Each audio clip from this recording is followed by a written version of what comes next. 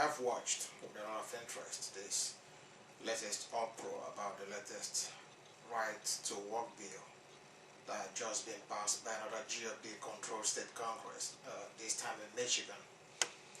I've watched with not a little amusement as unions have organized protests after protests since they got wind of the secret work being done on the bill.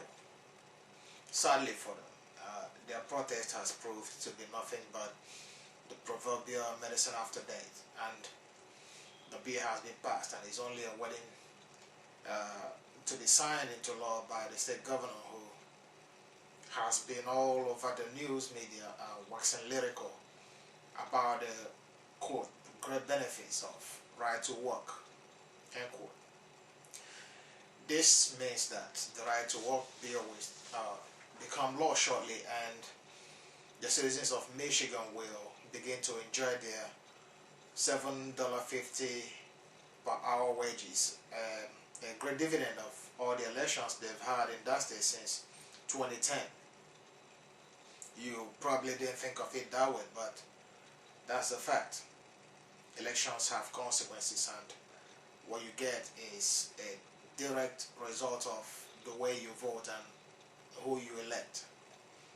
I've received hundreds of invitations on my various social media accounts to sign petitions in support of Michigan workers in their fight against this bill, and I've turned all of it down. I've turned them down because I know that I will be wasting my time and energy by doing that, as the people of Michigan signed and sealed their fate on this issue long ago when they elected a Republican governor and gave him a Republican supermajority in Congress.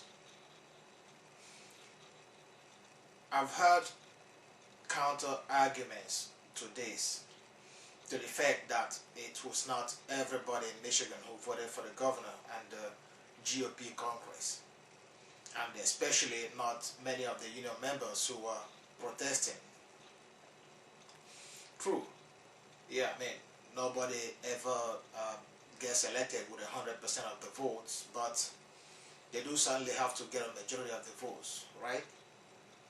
So why did the Republicans get elected to such a supermajority when it is a fact that Michigan is a blue state, as is always proved in presidential elections? That only happened because many of these union members and other workers who are protesting right now didn't show up to vote on election day. Some of them may have believed that those elections weren't important and stayed away because of that. I'm sorry that some even stayed away just because they didn't like that a black guy is in the White House. Let's face the truth. Still, there might have been those who stayed away because they didn't think any of the candidates on the ballot met their own high standards. Well, whatever the reasons were, the result is that the minority was given the power to elect a government that is now making laws for everybody in that state. Yeah, honestly speaking, I feel no pity for the people of Michigan because they made their bed and now they must lie in it. If they don't like it, they have all the power to change it, beginning 2 years from now when another set of elections are coming up in 2014. I mean, they should do that instead of carrying placards around and protesting a lost cause, at least temporarily. They should change this government with one that will legislate in a transparent manner and according to the will of the majority.